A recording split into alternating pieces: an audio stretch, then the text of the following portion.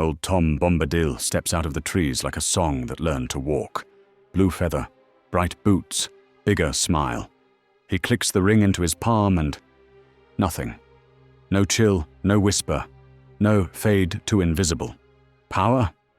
Absolutely. Pride? Not a drop. He calls himself eldest, but he tends his boundaries like a gardener, not a general. So, what if Bombadil used the One Ring? Short answer, but not the whole answer. He wouldn't use it to rule anything. The ring has no power over him, but that doesn't flip into him having power through it. Best case, Tom keeps it like a trinket no darkness can touch, and the West buys time. Worst case, give it to Tom becomes a queue at a blue door, and when sieges finish their math, even eldest is only last to fall, not first to save. Pros? A custodian the ring can't corrupt, a safe pocket of sanity, a few precious days shaved off the eye's timetable. Cons? He won't leave his bounds, can't unmake the thing, and doesn't treat objects like sacred projects, which makes him a beautiful neighbor and a terrible vault. Meanwhile, the enemy doesn't need to tempt Tom. He can pressure everyone else until they break the world on his doorstep. Tonight on Fool of a Tube, we'll test the Tom as Guardian plan, show why siege logic beats folk magic at scale, and map the clean branches, delay that buys victory, accident that loses everything, and the knock on a blue door that ends the argument. We'll stick close to the book and Tolkien's letters, fold in the sharpest fan theories, and keep this simple. If Bombadil uses the ring, what changes, what can't change, and why that difference matters. Boots on, boundaries set. Let's walk the Withywindle with a gold problem in our pocket. Picture the gold band landing with a tiny plip in Tom Bombadil's palm and nothing dramatic happening. No chill, no whisper, no itch behind the eyes. In the text he pops it on, does not turn invisible, makes it vanish for a joke, and then hands it back. He even sees Frodo while Frodo is wearing it. The ring's usual bag of tricks simply does not work on him at all. When the Council later weighs the nuclear options, they insist on a crucial distinction. Do not say that he is stronger than the ring. Say rather that the ring has no power over him. That is personal immunity, not universal override. That single sentence is the floor under every theory in this video. From that floor grow 3 sturdy beams. First, the One Ring is what it is everywhere outside Tom's immediate presence, a device that magnifies a bearer's will toward domination and belongs, in nature and in fate, to Sauron who made it. Second, Bombadil's mastery is not imperial. Goldberry calls him the master of wood, water, and hill. But what he masters are boundaries and belonging, not battalions. He sings and things become most themselves rather than most obedient. That is the opposite grammar to the ring. Third, his power lives inside limits he chose. The Council notes that he has withdrawn into a little land, within bounds he has set, and that he will not step beyond them. That is not shyness, it is a principle and the operating system for his power. Local, intense, hospitable, and profoundly uninterested in ruling a map. So if we ask what happens when Tom uses the ring for good, we must immediately translate the question into something the story actually supports. He cannot reprogram its nature. He cannot break its hold on others. He cannot weaponize it for the West without enacting the very logic that corrupts victories in Middle-earth. The ring cannot tempt him because he has no appetite for possession. That does not make the ring useful to him. It makes him gloriously irrelevant to the ring. The Council actually runs the Give It to Tom thought experiment and closes the folder. Their reasons are precise and still persuasive. He does not value the ring and would soon forget it or throw it away. That is not negligence, it is ontology. His life is not centered on objects, which is beautiful in peace and catastrophic in a war for a single object. He is not a fortress or a general. He has power only over what is his, and the ring does not belong to him. If all else falls, he will fall last as he was first, and then night would come. That is Elrond's blunt summary of the end state. The plan sounds safe, then telescopes into doom once you apply pressure. Run the scenario forward. The handoff happens on Tom's rug. Bilbo writes a poem nobody else understands. Gandalf signs as witness because you always have a witness. The instant the ring is announced to be under the blue roof by the Withywindle, the world forms a line. Gondor shows up with polite letters asking him to use it as a deterrent. Rivendell drafts a rotation schedule like it is a very serious library book. Dwarves bring a vault sketch and a fee structure. Elves offer to wrap it in songs. Tom pours tea, feeds visitors mushrooms, tells an old story with a happy ending, and agrees to keep it safe. To him, that means the dish by the window. To everyone else, that means a future where their nightmares have a return address. It gets worse. The enemy does not have to corrupt Tom in order to retake the ring. He can corrupt and coerce everyone else. He can send the Nine on scouting circuits while his armies reorganize the map, choke roads, and clear countrysides until Tom's hedges sit like the last bright square on a greying board. The Council even sketches the climax for us in a different context. The Nazgul would act submissive to any new claimant, keeping him from Mount Doom until Sauron arrived in person. And in that presence, no mortal could withstand him. Tom is not readily filed under mortal, but the principle remains sharp. Sauron in person ends stalemates. The longer you pretend the Old Forest can be a perpetual escrow account, the more inexorably the siege mathematics point to a single knock at a blue door and an ending that feels like the sun forgetting to rise. Two failure modes dominate the timeline. In the first, the ring's custody is too casual for a world at war. Tom heads out for water lilies, Goldberry tidies the table, a patrol or a thief or some hapless traveler intersects fate, and the circle walks back toward its maker. In the second, Tom refuses to misplace what is not his and keeps it with him as the countryside is worn down by years of organized malice, until there is nothing left to protect except a house, a song, a smile, and an inevitable visit from a very old enemy. Scavenger hunt or bulldozer, same destination. There is only one scenario that fits both the lore and the gentle stubbornness of Tom's character. He keeps it inert inside his fences and thereby buys time. That is all, and time is not nothing in this story. The West's strategy is distraction and delay, tied to two hobbits climbing a mountain neither of them wants to see again. If Tom's guardianship shaves uncertainty onto Sauron's certainty even for a while, those days and hours are gold coin. Inside his borders he can do what he always does. The barrow wight that strays too far can be unbound with a song. A malevolent willow can be told to behave. A traveler under a shadow can be fed and warmed and given his own name back. None of that draws on the ring. It is Bombadil being Bombadil, which is precisely why the power he offers is precious and also inapplicable to the core problem. His immunity says nothing to the ring's universal threat. The ring cannot get traction on him. The ring still sticks to everyone else. He is waterproof.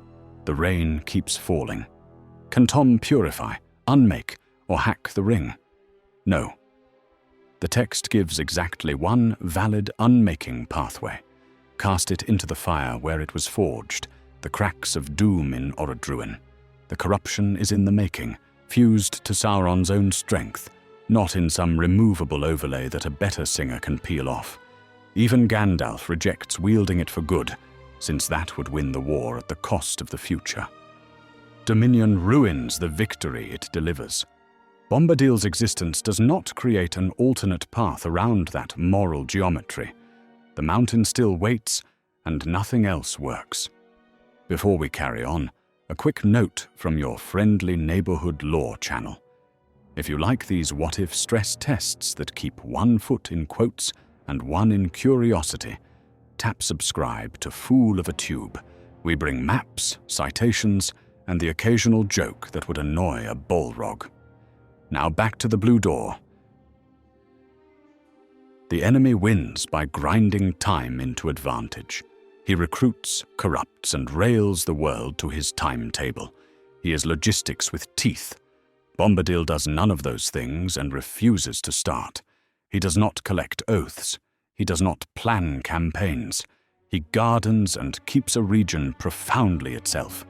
The longer the West tries to make a continental strategy hinge on a being who refuses to wield power, the more the other side simply turns the countryside into a pantry and the roads into black veins.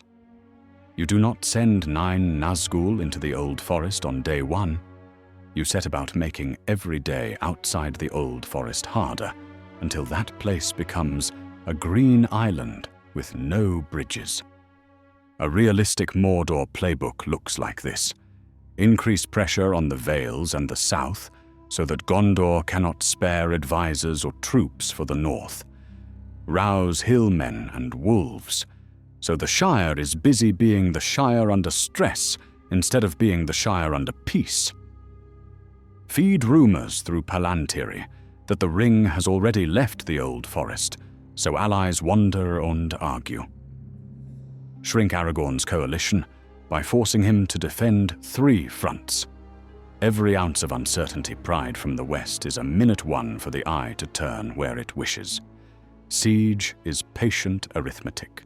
You do not need to storm Tom's hedge at all if you can convince the world to bleed out around it. Now add Saruman's talent for voice. In the primary timeline, Gandalf formally deposes him and breaks his staff, which strips the institutional authority from the rhetoric and leaves only the hiss. Without that deposition, the White Hand acquires a second life as a consultancy. Letters with fine calligraphy arrive in Edoras and Minas Tirith and Bree. They say reasonable-sounding things about order and coordination and the burdens of leadership. Tom will smile at those letters and make tea. The captains beyond the hedges will not always smile. Saruman's pitch is always the same. Let me arrange things. Let me optimize. The price for optimizations is usually your soul. Tom's refusal to leave his bounds matters here. The Council says he will not step beyond them, and that is core to why his goodness is untouchable and his usefulness capped. If he wanders too far, the Old Forest becomes less Bombadil and more ordinary, because his mastery is a presence, not a projectile. Goldberry is not a widow. The story is telling us that some medicines work by staying home. Instead of a forest of subheadings, gather the likely branches into one canopy and sketch them plainly. There is a kind delay branch that tries to do right by everyone. The Council entrusts the ring to Tom. He shelves it as if it were a pebble brought in by a child after a walk. He does not forget exactly, but he refuses to center his life around it. Mordor knows the quadrant, but not the address, and that uncertainty buys days. The wise bite their tongue and use the minutes. The quest proceeds. The Ents still rise because Merry and Pippin are enough spark to ignite that wood. Aragorn still wins ships in the south because prophecy, courage, and a raised banner are their own engine. Somewhere on an ashen slope, a creature of 2 names fights himself at the edge of a crack. If this branch reaches fire in time, It is because Tom bought time that others spent well. The ring dies without ever noticing the blue door. Tom serves honey. There is a lost and found branch that looks comic before it looks apocalyptic. The house is merry. The seasons turn. One day, a guest who should not be a guest pulls open the wrong drawer, or a patrol on bad business is stupidly lucky, or a scavenger in a famine flips a lid and his life changes the world. In that branch, the enemy does not gloat. He recalculates. The West writes one last letter about hope and posts it to a city that is already ash. There is a siege with a knock branch that no one wants to dwell on. Tom keeps the ring safe, not because he loves it, but because he refuses to betray trust. Even in a war, he did not sign up to fight. The world outside thins. Fields go to ruin. Bree is whispers and locked shutters. Wolves move like weather. News fades into rumor, and rumor fades into silence. Then a herald arrives and asks for Tom in a voice like rust on iron. The correct choice is to refuse the parley and keep the ring where the enemy cannot receive it on the road. The correct choice still ends in a particular meeting, because Sauron travels to end the matter. He does not have to conquer the old forest. He has to stand close enough that the ring remembers who made it. That is the end of the story in that branch. The council told us how it reads. He would be the last as he was first, and then night would come. There is also an organizational satire branch. A working group called Give It to Tom meets forever while Mordor meets its deadlines. This can sound like an argument to leave the fellow out of the war altogether. Tolkien is more patient than that. In a letter he calls Bombadil an intentional enigma who represents something the story needs but cannot turn into a tool. Tom is a sign that there are goods that cannot be made into weapons without ceasing to be good. He is the joy of belonging, the safety of limits freely chosen, the healing that comes when a place is fully itself. That is why the ring cannot get leverage on him. There is nothing there to grasp. That is also why he is not on the walls of Minas Tirith shouting orders. He is not a king. He is what kings are meant to protect. Set him beside the moral geometry the council nails to the wall. We cannot use the ruling ring. It is altogether evil. Every shortcut that wields domination in order to destroy domination produces a victory that tastes like ash. Gandalf refuses that trade. Galadriel refuses it. Aragorn heals instead of controlling. Frodo carries a burden he does not wish on anyone. Bombadil is the far pole of that ethic, the end of the road where the lure of possession does not merely lose. It makes no sense at all. The endgame still requires unmaking, not wielding, and the mountain still sits where it always sat, answering only to fire and to falling, not to schemes. So what does it look like if Tom uses the one ring for good? It looks like a merry host keeping a useless trinket in a dish while the West does the work that matters. It looks like a small region staying intact while armies argue over the rest of the map. It looks like a queue of well-meaning envoys slowly learning that a hymn cannot be hammered into a weapon. It looks like the eye adjusting and adjusting again until it no longer needs to adjust. And if the war ends well in the branch we prefer, it ends because others did the exact work the council planned, which is to throw away the enemy's advantage in the only fire that knows his name. One more view that sometimes glows in fan speculation deserves a respectful no. Could Tom leave his bounds and bring his weather of delight abroad? He will not. The text is clear that he will not step beyond them. The phrasing matters. Not cannot. Will not. That is a choice of scope, not a lack of power. The old forest is not a battery he can carry. It is a place that is itself because he is home. Ask him to stop being himself for the sake of a war. And you are already losing the reason the war is worth anything. Here is a cleaner closing picture to carry. The quest succeeds in the end we love. The ring falls into the same fire that made it. Towers go quiet and become silhouettes birds nest in. A king's hands smell of Athelas, and the city breathes differently, because healing is not a metaphor in that house. Far away, a door the color of sky opens. Someone with a hat and a long feather steps out and asks if anyone wants honey. That is what Bombadil can contribute to the war. He can keep a corner of the world whole, so there is something worth saving when the mountain has done its work. The ring was never his to use. It was ours to unmake. So where did we land? Tom Bombadil can hold the ring without being held by it. He'd be immune, but not a master. He can keep a corner of the world whole and buy time, but he can't turn the enemy's tool into the West's victory. In every branch that ends well, the ring still dies in fire, not in a song. In every branch that ends badly, a siege finishes its math, and the blue door is only the last door. Thanks for wandering the old forest with Fool of a Tube.